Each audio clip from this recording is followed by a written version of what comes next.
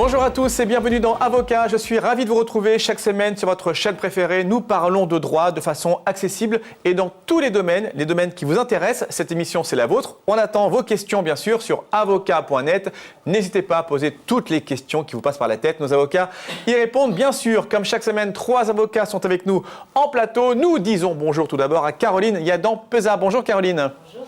Bienvenue dans Avocat. Merci. Émission que vous connaissez maintenant. C'est la deuxième émission. Oui. Et on va parler avec vous, bien sûr, de droit de la famille, puisque c'est votre matière. Ce sera dans quelques petites minutes. Ça m'arrange. Ça vous arrange. Ça nous arrange aussi, Je figurez-vous. préfère parler de droit de la famille que C'est du tant droit mieux. fiscal. Exactement, le bricolage. On a plein d'autres sujets, mais c'était pas ça. C'est ça.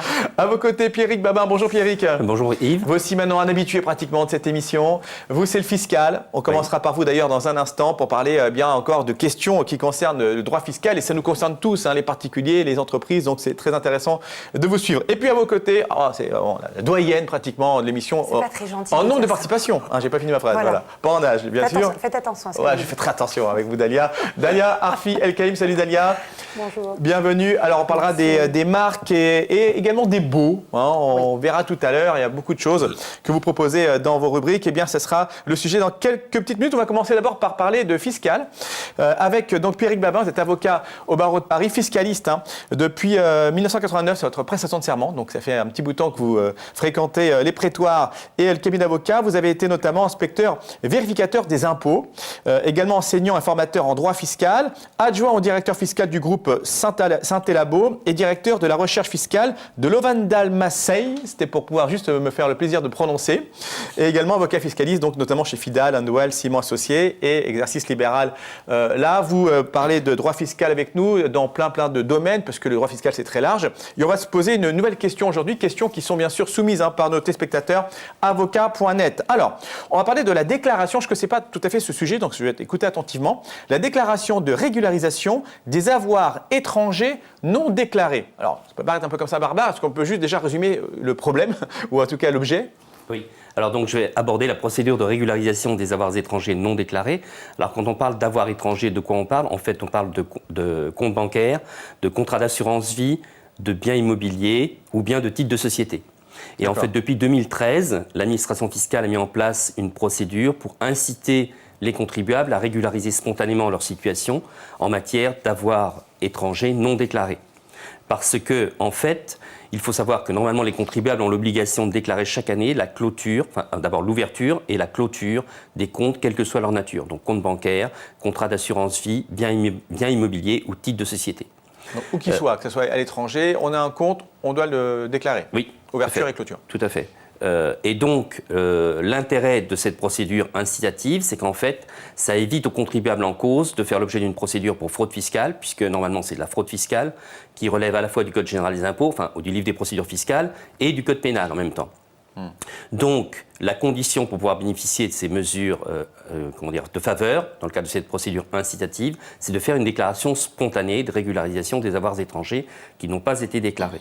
Et si cette déclaration spontanée est effectuée auprès du service compétent, qui est le service de traitement des déclarations rectificatives, à ce moment-là, le contribuable bénéficie de mesures de faveur, de pénalités allégées et même d'une remise partielle des pénalités. Mais bien sûr, il faut qu'il y ait déclaration spontanée, parce que sinon, à ce moment-là, on fait l'objet d'une procédure d'abord de contrôle fiscal classique avec des pénalités qui sont plus lourdes, voire d'une procédure pénale pour fraude fiscale, et donc là qui entraîne des sanctions beaucoup plus lourdes également, puisque la peine encourue en cas de détention de comptes d'avoirs étrangers non déclarés, c'est une peine de prison de 7 ans et une amende de 2 millions d'euros. Effectivement. Mais quel que soit le montant, si on a même un petit peu d'argent sur un compte ou pas énormément, oui, tout à fait. Ça fait cher le compte. Et c'est pour ça que récemment, le ministre des Finances a annoncé qu'en fait, bientôt, le service de traitement des déclarations rectificatives allait fermer, puisque maintenant vont être mis en place un système de transmission automatique des informations concernant les contribuables entre la plupart des pays. Ce système-là va être mis en place en 2018. Et donc, l'administration fiscale, le ministre des Finances en tout cas, annonce clairement la fermeture prochaine du service de traitement des déclarations rectificatives. Alors, cette fermeture prochaine, qu'est-ce que ça signifie ? Ça signifie très clairement que les contribuables ne pourront plus procéder à une déclaration spontanée de régularisation et donc ne pourront plus bénéficier de ces mesures de faveur prévues dans le cadre de ce régime incitatif.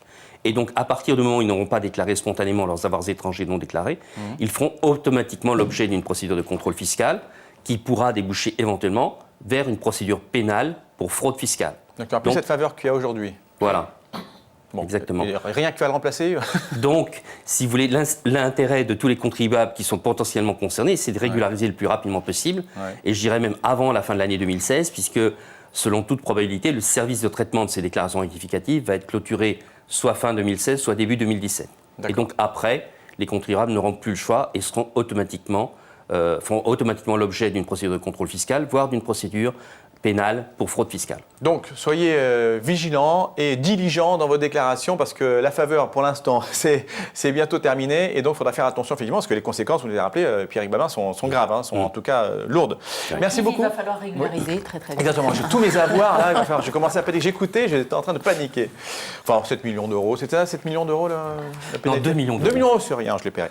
Allez, merci beaucoup Pierrick. À côté de vous, Dalia Arfi El-Kaïm, on ne va pas parler de fiscal, quoique des fois il y a des incidences aussi. De toute façon, le droit, c'est tout s'entrecroise, les matières, même en droit de la famille, etc. Alors avec vous, Dalia, on va rappeler que vous êtes avocate au barreau de Paris, installée donc à Paris dans le 8e, à la rue Marbeuf, Paris 17e pour Pierrick, je n'ai pas précisé tout à l'heure.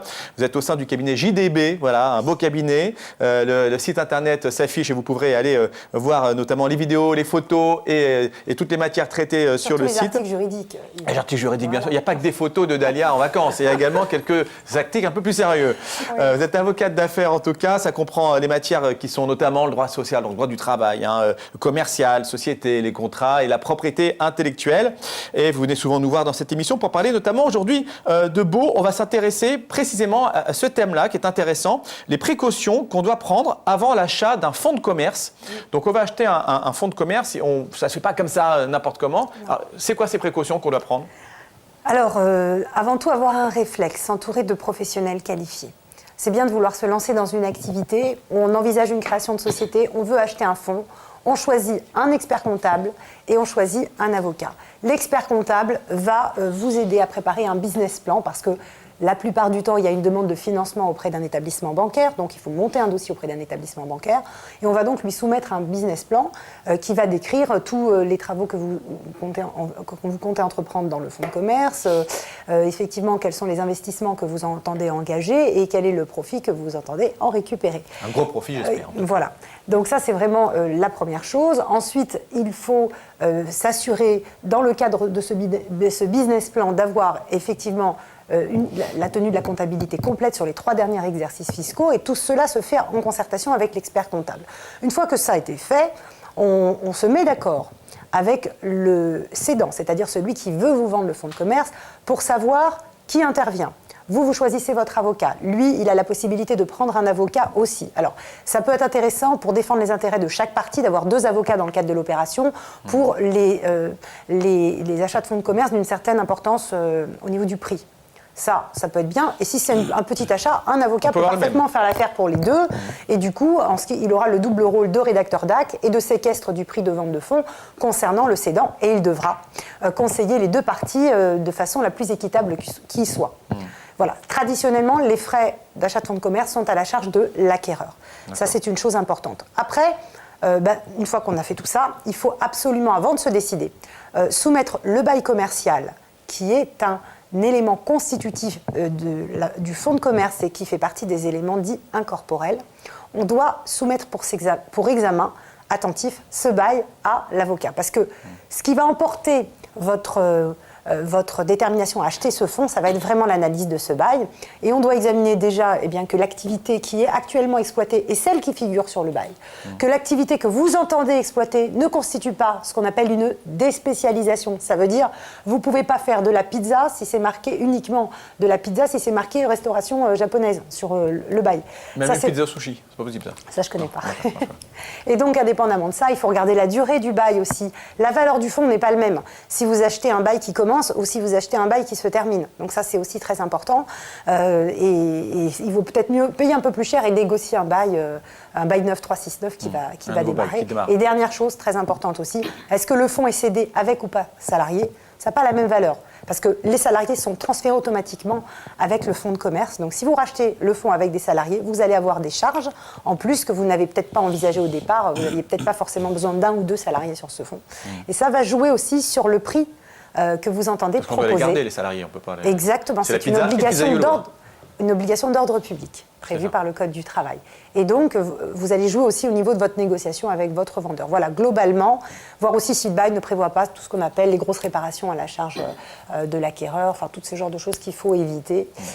Et donc, voilà. Donc il faut vraiment regarder attentivement tout ça, Oui, notamment le bail, tout à fait. toutes les clauses, et ne pas se lancer dans une acquisition s'il y a des choses qui ne vont pas aller. Exactement. En tout cas, voyez un avocat, je crois que c'est plus sage, parce qu'il faut effectivement éplucher Une tout ça. décision mûrement réfléchie. C'est sûr. Merci beaucoup, Voilà. Dalia Arfi-Elkaïm, pour nous avoir apporté ces explications. On va maintenant terminer avec du droit de la famille. Et droit de la famille, eh bien, qui dit droit de la famille, hein, bien sûr, dit Maître Caroline Yadan-Peza. Vous êtes avocate au barreau de Paris depuis plusieurs années. En 93, c'était au Hauts-de-Seine, ensuite au barreau de Paris. Vous avez été chargée d'enseignement pendant plusieurs années à l'université de Paris 3. Donc les étudiants vous connaissez, hein, qui ne sont pas encore des futurs divorcés, mais enfin qu'aujourd'hui, Oh, ça on va leur me dire, revient, hein. ça vient, ça leur fera plaisir. Vous avez été jurée à l'examen d'entrée au concours d'avocat. Vous êtes également formatrice à l'école de formation des barreaux. Alors vous exercez dans un cabinet sympathique à Montmartre, voilà.